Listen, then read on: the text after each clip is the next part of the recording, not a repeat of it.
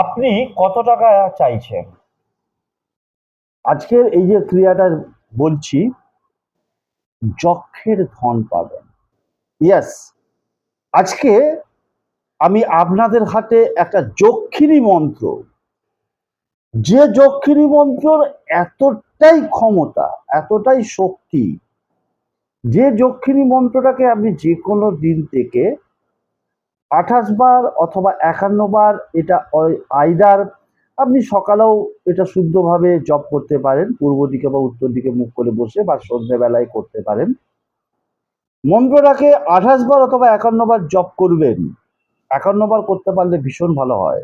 যক্ষিণী কোথায় থেকে কিভাবে টাকা আসবে এবং গুপ্তধন, এবং যদি আপনি এটা মনে করেন যে কোনো জায়গায় হয়তো আপনার প্রচুর পরিমাণে টাকা প্রাপ্য, সেটা আপনার বাপের বাড়ির সম্পত্তি হতে পারে, বা শ্বশুর বাড়ির সম্পত্তি হতে পারে, বা কোনোভাবে কোনো কিছু পূর্বপুরুষ সূত্রে প্রাপ্য, আপনি সেটা পাচ্ছেন না। ওম হ্রিং প্রমোদায় সোহা, ওম হ্রিং প্রমোদায় সোহা, এই মন্ত্রটাকে জপ করুন।